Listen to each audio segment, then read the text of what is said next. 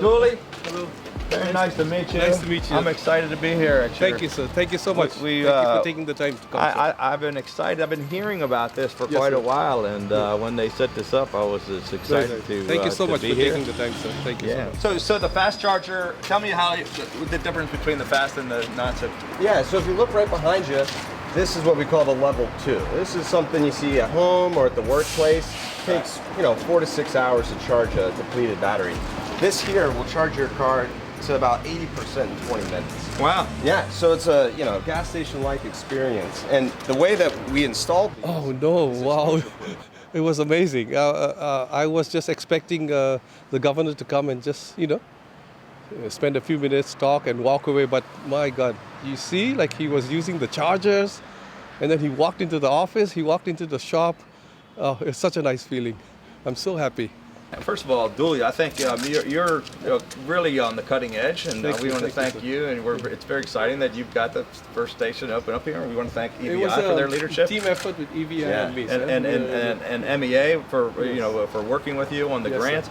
We put a bill in to double the investments for the credits at $12 million and to extend it through 2023. We really want to push the legislature to try to get this done because it's about the sunset. There's an effort now to cut all of the tax credits, and we want to make sure that doesn't happen because we know it's really critical to helping the program to continue. So we not only wanted to make sure we continue it to 2023, but we want to double the tax credits and encourage more people to use it because I think there are a lot more people who are going to take advantage of it, but we've got to provide the incentives to do it. At the moment, business is slow because we are a few years ahead of the curve. But like I mentioned to the governor also, if I see one car come and charge a day, I'm happy. Because I know the word is being spread around, and I know in a short time I'm going to see more and more people, come and charge, and more people I'm encouraging more people to purchase electric cars, for the future. So I see a bright future. He was very happy on what we are doing, and I'm sure from what he saw, I'm sure he's going to encourage. He's going to encourage and have more programs, more programs that the government will sponsor maybe. And give out more grants, and I think it's all good. I think what he's doing is he's doing the right thing.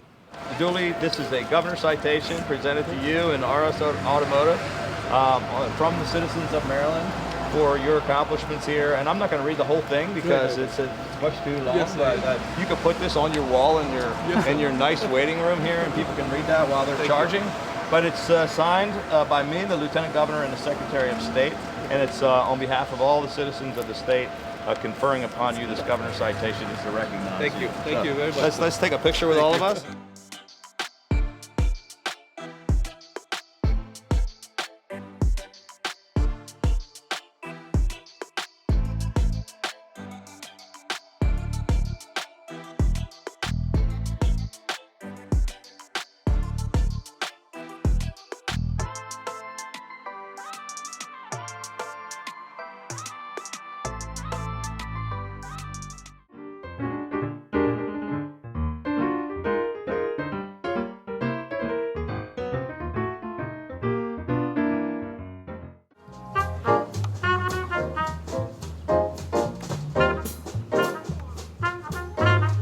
Crandall, who's a local photographer, he also serves on the Takoma Park Arts Humanities Commission, came up with this concert series in his driveway, and it's brought live music back to Takoma Park, which is really exciting after everybody's been stuck indoors and just watching music online. So we decided to co-sponsor this series and pay honorariums to the musicians to support local musicians and live music.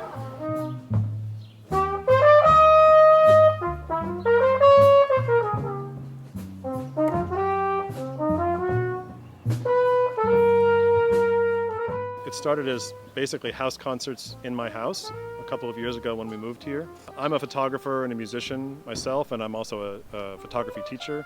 So I'm really interested in all those things and how they connect to all of us. So when COVID came along, I was looking for a way to bring the salon outside to reach people somehow because we can't have people come into our houses. So this gave me the idea to do concerts in the driveway because I think with our particular driveway that we could have this enough distance to make it safe. And musicians really like the idea of being able to play for people again, not through video or Zoom. And I think people were really dying for live music in some form, right? So I was looking to create kind of a model for this.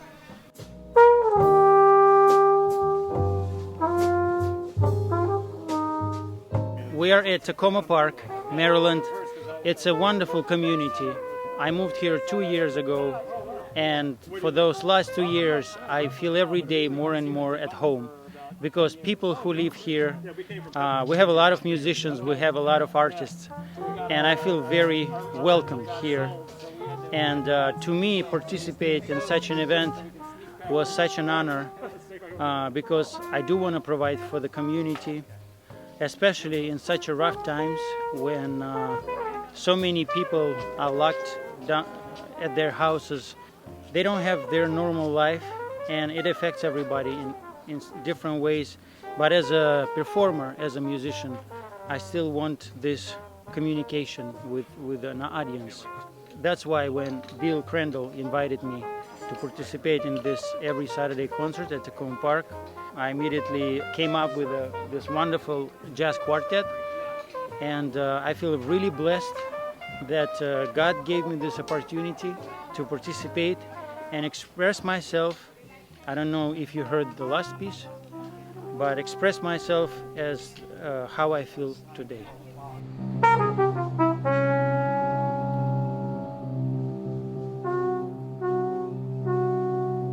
I really think about these kind of events as sort of community building, around art and artists, and that connection that supports both the artists and the audience.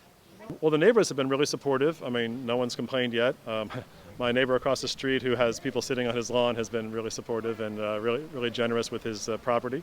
You know, I hope it can keep going. I think it started with no promises or no guarantees. I think now with the city's sponsorship, it means we can keep it going for a little longer than we might maybe thought. Each week we've been getting more and more people coming.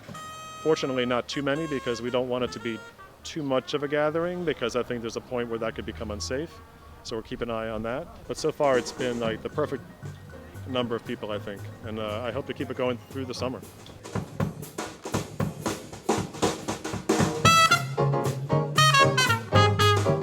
The arts are so important, especially in times of crisis. I think they help build community, they help offer solace, they can be a voice for protest. So we're just trying to support the arts, even though these are difficult times sometimes to do that with social distancing. The Takoma Park Arts Series, we're also hosting online poetry readings, a Latin guitar concert, some film screenings, and so we're always looking for more events that we can sponsor to support the arts here.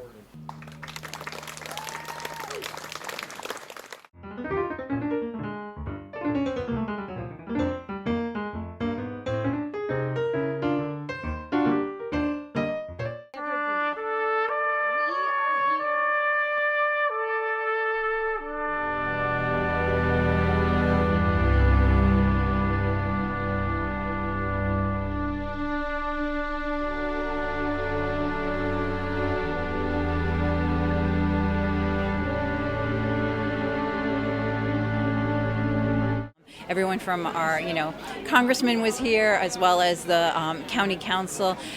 People came from temples and synagogues from around the region, and I'm just very glad that we could come together as a community this evening. Jessica, one of our organizers, posted something on Facebook after the rash of violence in the Hasidic community in New York, culminating with the machete stabbing in Muncie. We just knew we had to do something. We had to bring the community together, because we were just talking amongst ourselves, and if we don't start talking to the larger community, we will never solve this problem. The county, has for a number of years tried to make sure that we're more welcoming, and that immigrant groups in particular feel welcome here. We've put together interfaith groups to make sure that the different religious communities work with each other. That hate flourishes in silence, and when people are afraid to confront it, then it has no reason to stop, and we need to be more willing to confront it. And when people do horrible things, we need to be willing to say they're horrible. The idea was to, create solidarity and really inform. And I also, as a social worker, really wanted people to know that we're not afraid. This is very important to raise awareness of Judaism. I think it's important that we each stand for one another. Jewish people stand for Latino, for African Americans, for LGBTQ individuals, for women who are under attack in various ways in this country and around the world, and they stand for us. These struggles are intersectional, is the word people use nowadays, but that is an important concept. An attack against one Jewish community is an attack against all Jewish communities. An assault on one faith is an assault on all faiths.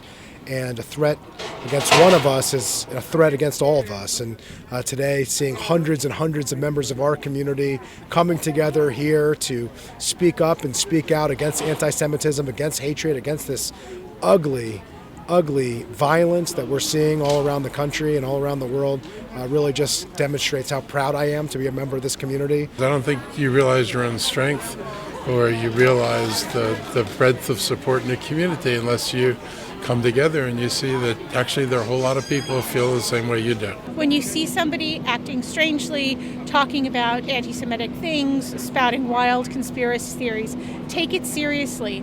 Call it out if you can, and call the cops if you can't deal with it.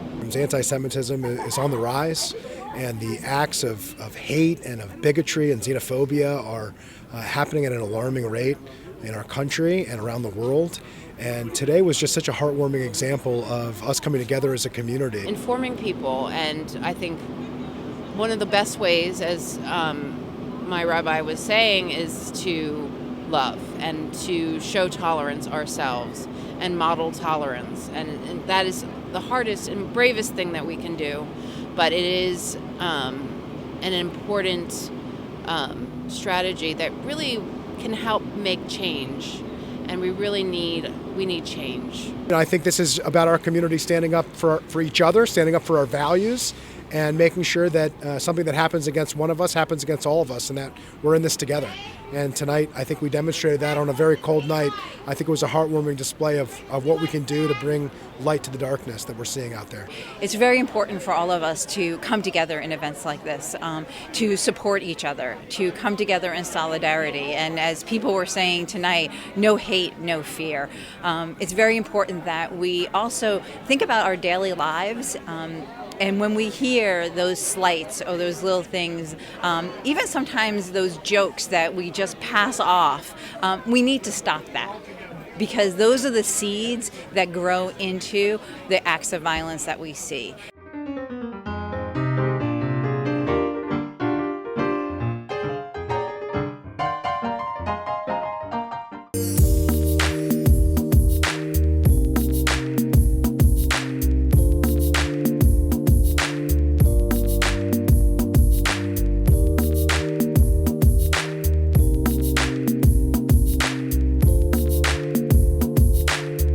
So this is the free little libraries around the city and the public spaces are a project of the Friends of the Takoma Park Library, and so I belong to that group.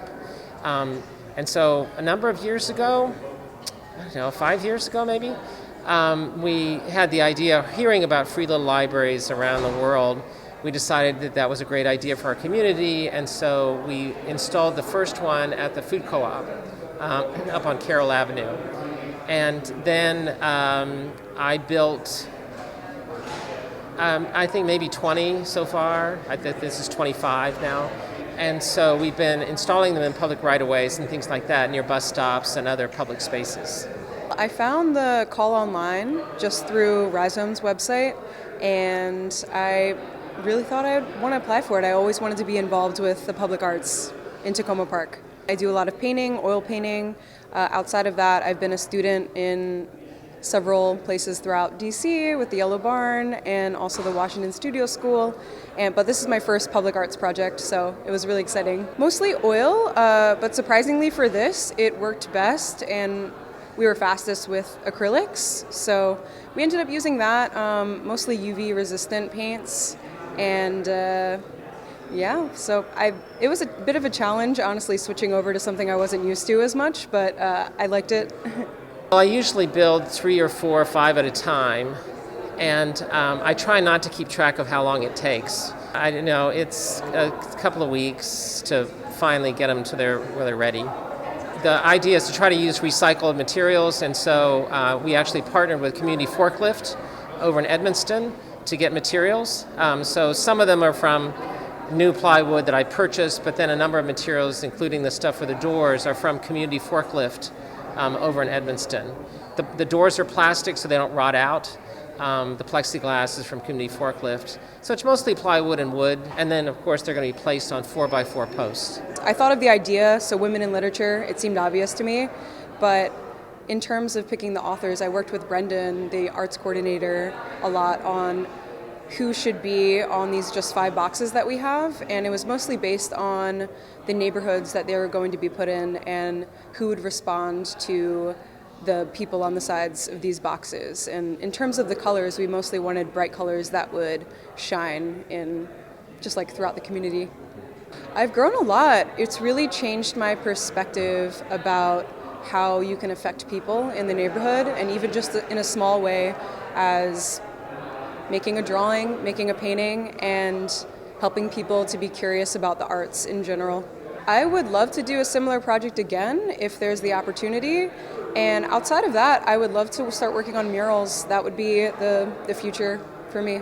We're targeting, again, bus stops and public places, hopefully around University and New Hampshire and Carroll Avenue, maybe Flower Avenue. Those are some of the areas that don't have as many libraries as some of the other neighborhoods. Of course, building them is one thing. It's finding stewards for them in the neighborhoods, and keeping them supplied with books. So that's a year-round project. We get books that are left over from book sales around the community, and those are how we stock the libraries.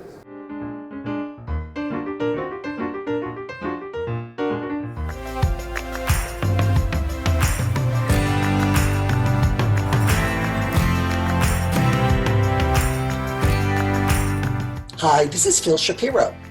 I work for the Takoma Park, Maryland Library, and I happened to notice one of our community members, Walter Mulbry, who's joining us today. He is out there fixing the little free libraries around town with his drill, and not only fixing them, but he builds them. He builds them, and I wanted to talk to him today about his volunteer work because I've seen him so often doing this work. It's kind of very noticeable work. So, Walter, just give, first of all, I should paint a picture of the town where we in. City of Takoma Park, we are adjacent to the District of Columbia in the state of Maryland, and very diverse town. We have 92 nationalities. We have a number of notable book authors, Pulitzer Prize winning journalists, and then we also have people who are refugees from war-torn countries. So it's a very interesting mix. And I'm thrilled to see that the little free libraries are flourishing in this town. Flourishing means that we have a lot more than in other towns. So Walter, tell me, how did you get involved with the little free libraries? As part of the Friends of the Library, I think someone, I can't tell you how many years ago, but they heard about the idea. They were certainly entranced by it. And there was a little library that was installed in the District of Columbia, just a mile away. And so just about all of us, passed by it one time or another and thought, wow, this is a great idea. Let's put some up. And so then it was, well, okay, let's get one. How do we get one? And so we ended up buying one from the Little Free Library company or whatever else. Yeah. And that was great. We, really liked it, but we realized that if we wanted to do more in the community, then given our budget and whatever else, that we really needed to build them. And so I volunteered for that since I have skills in that regard. And so I started building them for the Friends. Do you have a little carpentry shop in your basement or garage? No, this is a neighborhood or a community affair. So I'm actually able to go across to a neighbor who has a great wood shop. Okay. And so he's very generous with his tools. And so I go over there and have cut things out. How many of these little free libraries have you built or set up? Well, I sort of lost track after a while. I think I sort of kept track the first 20 or so. Okay. And then I sort of lost track. Okay. And so that's fair enough. I think there's 25 or so. There's 25 that are that were created or supported by the Friends of the Library Group, and then there's other little free libraries in town that were independently set up. I would right. Yeah. Right. I would say there's probably an equal number or more of that other people have either purchased or installed, because they're incredibly common. I mean, on one street, I would say it's probably 5 on one of our streets on Maple Avenue, which is the main street. I think there's 8. I think I might have counted 8. It's a lot. Yeah, there's a lot. Yes, right. There's probably about 50 little free libraries in this town of about 18,000 people, and that's a lot. That is a lot. If you look at other towns, they might have 3 or 5 or 10, and I think it's a badge of pride to say that our town we have about 50. My interest in the Friends of the Library interest was to put them at bus stops and parks and other places that had high foot traffic. I mean, we have a subway system stop, and so the idea was to put them, on main sort of thoroughfares that just weren't ornaments on someone's yard or whatever else, that these were, at least the ones that we were doing. You helped one of my library coworkers. Tell the story about that. A number of people who have talked about being interested in the libraries, and again, building them takes a while. And so it just so happened that one of your coworkers approached me and said, "Oh, I love the idea of this. I don't live in Takoma Park, but I'd love to know about getting a library or whatever else." And it just hit me at the right time that I was building some more libraries. And so, I gladly made one, and his was included in a batch of libraries that I built a couple of years ago. And you paint them to make them kind of weatherproof? How do you weatherproof them? Yeah, they're simply painted, so pretty much, there's nothing special. They have a roof on them, a shingle roof typically. I mean, I'm very interested in people decorating libraries. That's one of the fun parts. But I picture myself as sort of the builder, and I'm interested in the books. And so they're fairly plain, just, a single color on the outside, typically blue and yellow on the inside, sort of matches the city signage around the town. But no, and that remains. I mean, once you build them, they don't last forever, depending on how exposed they are. So especially the doors and things like that you've seen. Tell me the story. Before we started our chat, there was one of the little free libraries that got vandalized. What happened with that story? It was a very interesting sort of situation, a running story that was. This was one of our main streets that really bisects a community. I mean, it's sort of a busy street, so it's not so friendly as some of the other streets are.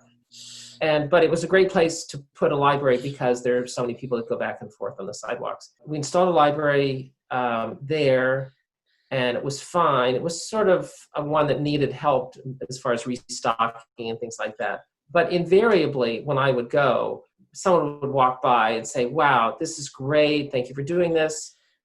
And that was the good news. The bad news was that we had somebody who, for whatever reason, really didn't like the library or really didn't like where it was put, and they repeatedly vandalized it by breaking the door or doing something else. And so, again, invariably I would go to fix things or do something else, and people would thank me, but then I would go. And so it was a real mix. It was well worth it, but I think you told me there was about 18 vandalisms on this one library. Oh, the door was repeatedly broken, and finally we had no door, and it just because the orientation, it was fine. Yeah, I mean, it's hard to know because I don't believe that for the most part the other libraries haven't suffered vandalism for the most part. How many hours per month that you volunteer with this work? You told me a couple hours per week. Okay. But per month, how much does it add up to? Probably a couple of hours per week. And so, 15 or 20 hours a month. Okay. And then, when I built them, it was a lot more. I don't know how long it took me to build them, because I would typically build 5 at a time. And so, Oh, and tell me about the partnership that you had with the nonprofit called Community Forklift. What was that? Yeah. So we have again, fantastic resources in our community, and one of them is a nonprofit called Community Forklift, where they take salvaged wood and other materials, building materials, and then sell them. So they collect donations and then sell those things. And they employed a wide array of people. It's fantastic, and it's about 20 minutes away. So they have a mini grant program for other nonprofits where they'll give you store credit to purchase things there. One of the ideas of the libraries is to try to reuse materials. In the past, I think that was last year, I was able to get materials from Community Forklift at no cost to us, part of this store credit, and I helped repair a number of doors, build a couple of libraries, and then do some other projects. So I'm sort of switching to plastic, wood, and other things for the doors that will last a long time. So that's great. I really enjoyed that. Tell me just a little bit about your own childhood. Were you a frequent library user as a child? My mother was a librarian, and so I didn't really use a library frequently because books were always, coming in. But yeah, I've been around libraries my whole life. I'm talking with Walter Mulbry, who I might characterize as a Johnny Appleseed here in town, and he doesn't plant apple trees, he plants little free libraries. It's not too far exaggeration to call you a Johnny Appleseed. There are a lot of libraries out there, and for our part, one of the more difficult things to find stewards, people that will take care of them, or at least keep them filled with books. And as we try to expand in our community and then outside in some other areas that are have fewer, that remains our ambition, is to try to spread these out of our little bubble. Right. To bring in more stewards. That's true. Yeah, and other neighborhoods, right. Into other neighborhoods, right. I think long term, we'll start seeing the dividends of these little free libraries in 10 or 20 years, where just the general literacy rates will be higher, where more people have access to books. And that'll be a joyous thing. The demographics of people that have lots of books, there's a demographic of people who have very few in apartments, and that's our target, is to try to get books out in the community, those people. Thanks so much. Thank you. Okay, take care. Thanks for talking. Bye.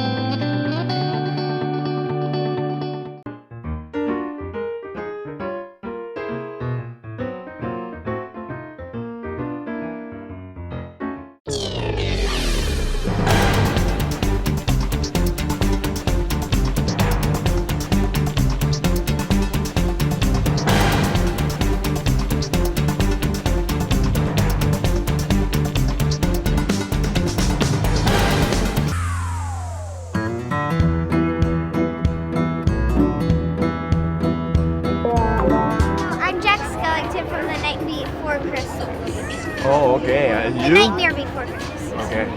I'm Ginny Weasley from Harry Potter. At first, I was going to be a zombie prom queen, but then I didn't order it offline in time. And then I found out I had Jack Skellington's his suit. So I just figured I would wear that and just do the rest of the makeup and stuff by myself.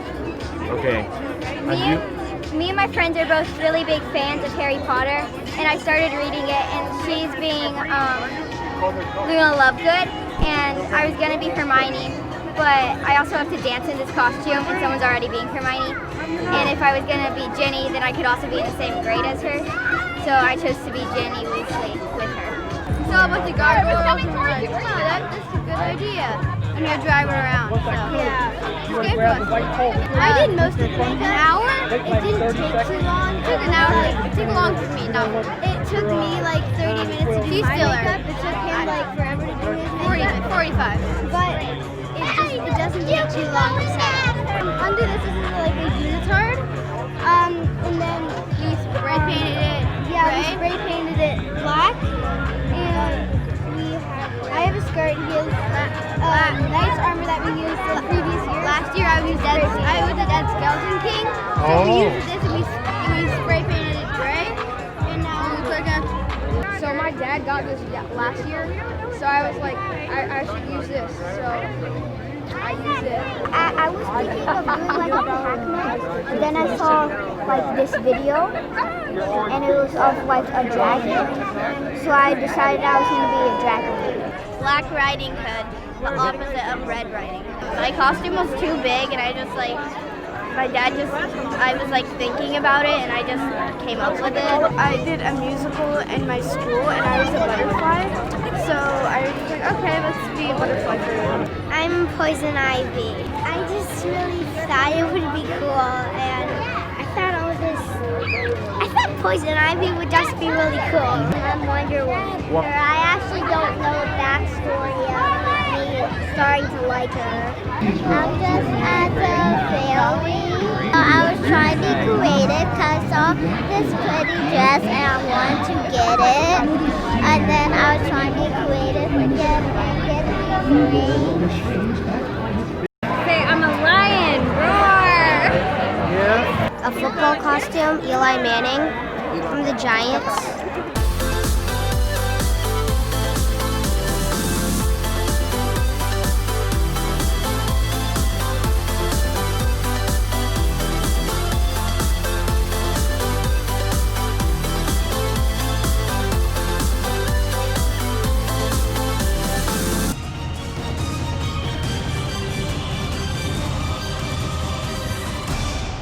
I like the costume contest. All the candy I get. Yeah. Hanging out with friends. I like the competition. The goodie bags probably. I think it's like fun if you make costumes and then you can see everybody else's. Oh, yeah.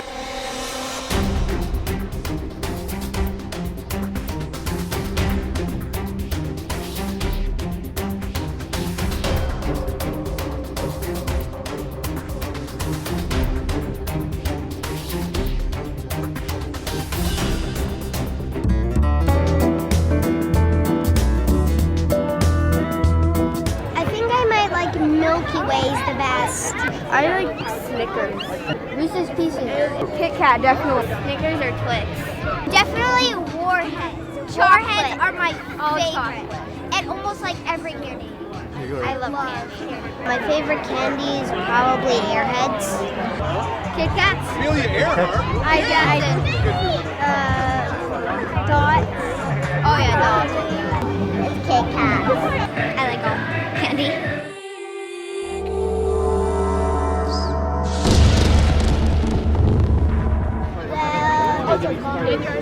Yeah, Dracula is one of them. Werewolf. All the face paint that makes you look like peely and the eye things. I just got over all of the monsters and stuff. I just like really told myself, well, they're fake, whatever. They're not real. They're not gonna come at you and really kill you.